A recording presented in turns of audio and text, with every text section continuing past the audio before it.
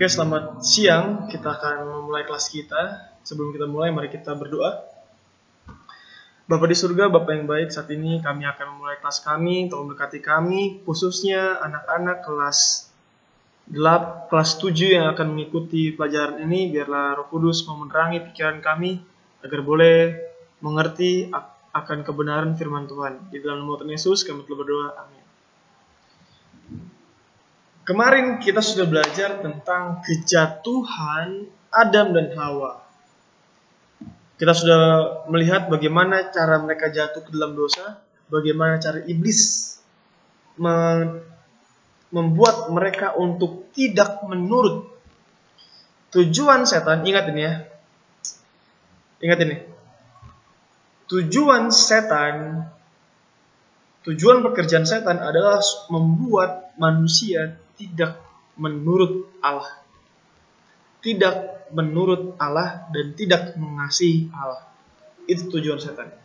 Tetapi bagaimana caranya setan untuk menjatuhkan manusia? Saat ini kita akan mempelajari bagaimana cara setan menjatuhkan manusia. Bagaimana cara setan membuat manusia tidak menurut dan melawan Tuhan. Ini caranya. Kita baca di sini. Tetapi tidak percaya. Tidak percaya pada kebaikan Allah, tidak percaya pada sabdanya, tidak percaya lagi. Dan penolakan terhadap kekuasaannya itulah yang menjadikan nenek moyang kita, siapa itu Adam dan Hawa, yang pertama-tama itu melanggar. Dan itulah yang membawa kepada dunia pengetahuan tentang kejahatan ini. Inilah yang membuka pintu kepada setiap unsur kepalsuan dan kesalahan. Penyebab kejatuhan adalah tidak percaya. Kenapa begitu? Pertama, Kejadian 2 ayat 17 mengatakan, jika engkau makan buah itu, kamu akan mati. Firman Tuhan kepada Adam dan Hawa. Tetapi ketika iblis datang, iblis bilang, kamu tidak akan mati. Hawa dan Adam lebih mempercayai perkataan ular daripada perkataan Tuhan. Jadi, yang menyebabkan Adam dan Hawa tidak percaya, yang menyebabkan Adam dan Hawa melanggar firman Tuhan, melanggar hukum Tuhan adalah mereka tidak percaya. Penyebab berdosa ialah 2. Tidak percaya dan tidak beriman. Iman artinya percaya. Tidak percaya berarti tidak beriman. Kedua hal inilah yang menyebabkan manusia berdosa. Nah, apa sih tujuannya? Kenapa sih setan itu pengen banget, ingin sekali kita nggak menurut kepada Tuhan? Apa tujuannya? Tujuannya ini. Karena hanya melalui penurutan yang sempurna manusia selamat. Kalau manusia itu menjadi durhaka, menjadi jahat, melawan Tuhan, manusia itu tidak akan selamat. Dan hanya melalui penurutan yang sempurna, manusia itu diselamatkan. Tujuan setan adalah membuat manusia tidak selamat. Oleh karena itu, setan ingin membuat manusia menjadi musuh Tuhan. Kita menjadi musuh Tuhan ketika kita melawan perintahnya. Kita menjadi musuh Tuhan ketika kita melanggar setiap ketetapan firman Tuhan.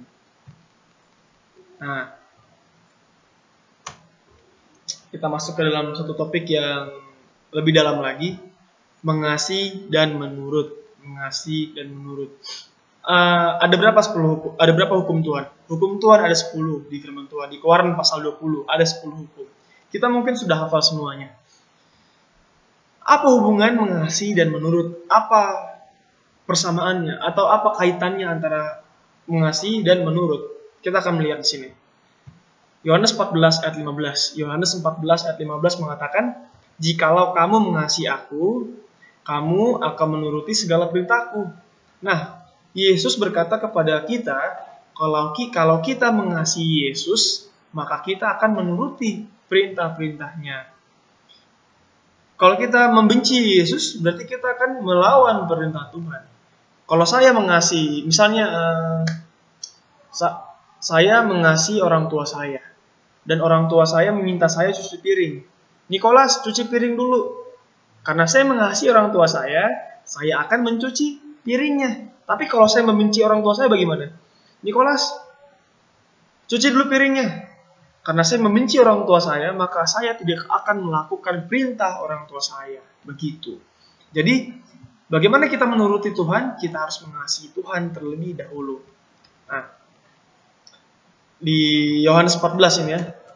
Yohanes 14 ayat 23. Maka jawab Yesus, jika seorang mengasihi aku, ia akan menuruti firman-Ku, dan Bapa-Ku akan mengasihi dia, dan kami akan datang kepadanya dan diam bersama-sama dengan dia. Jadi Yesus sekali lagi mengatakan, kalau orang mengasihi aku, kata Yesus, ia akan menuruti segala firman-Ku, dan Bapa akan bersama-sama dengan dia. Nah, bagaimana cara untuk menuruti? Nah, cara untuk menurut Allah kita sudah bahas tadi. Ini dia, ingat ini ya. Ketika kita mengasihi Tuhan, maka kita akan menuruti Dia secara otomatis. Bagaimana cara mengasihi Tuhan? Bagaimana cara mengasihi Tuhan? Oke, kita akan lihat sini ya. Bagaimana cara mengasihi Tuhan?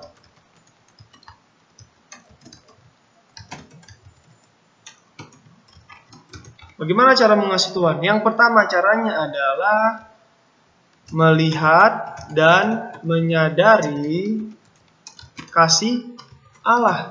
Kasih Allah yang paling besar di mana?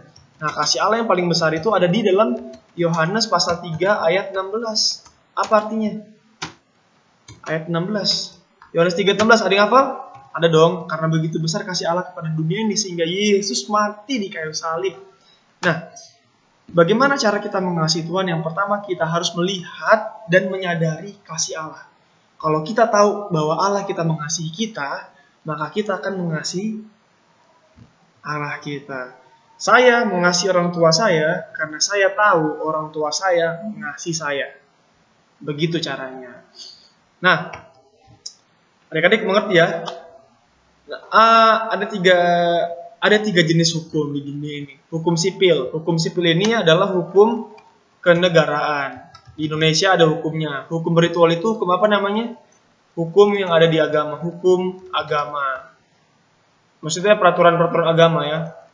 Ada baptisan, ada perjamuan suci, peraturan gereja. Nah, kalau yang hukum universal apa? Nah, kita akan belajar hukum universal yang masih berlaku, yaitu hukum Tuhan. Hukum Tuhan itu untuk seluruh manusia. Hukum universal itu adalah hukum Tuhan. Nah, suatu hari ada orang yang bertanya kepada Yesus, Guru, ini di kitab Matius ya. Saya nggak tulis dalam kitab Matius 22, 36 sampai 40. Ada yang bertanya kepada Yesus, Guru, hukum manakah yang terutama dalam hukum Taurat? Jawab Yesus kepadanya, kasihilah Tuhan Allahmu dengan segenap hatimu, dan dengan segenap jiwamu, dan dengan segenap akal budimu. Itulah hukum yang terutama dan yang pertama. Dan hukum yang kedua, yang sama dengan itu, ialah kasihilah sesama manusia seperti dirimu sendiri. Pada kedua hukum inilah tergantung seluruh hukum Taurat dan kitab para nabi. Jawabannya adalah hukum universal, hukum untuk semuanya adalah hukum kasih. Hukum kasih. Hukum universal adalah hukum kasih. Nah, hukumnya cuma dua, kasih kepada Allah, kasih kepada manusia. Kasih kepada Allah artinya kita menyembah Allah, kita menuruti kemauan Allah. Hukum yang kedua, hukum untuk mengasihi manusia. Kita tidak membunuh, kita tidak berbohong, kita tidak mencuri, kita tidak berzina, kita tidak melukai sesama kita. Itulah hukum yang kedua. Jadi, hukum Tuhan adalah hukum kasih. Hukum Tuhan adalah hukum kasih. Nah, Matius 22, 37. Mengasihi dengan segenap hati, mengasihi dengan segenap akal budi, dan mengasihi dengan segenap jiwa. Kita harus mengasihi Tuhan dengan segenap hati kita. Kalau kita sudah mengasihi Tuhan, kita akan menuruti Tuhan. Bagaimana cara menurut? Kita harus mengasihi Tuhan. Kenapa kita harus mengasihi Tuhan? Karena Tuhan telah mati untuk kita. Karena Tuhan telah menebus kita semua. Yesus mencintai kita. Oleh karena itu kita mencintai Yesus. Sekian pelajaran dari Sir. Tuhan Yesus kiranya memberkati kita semua. Amin.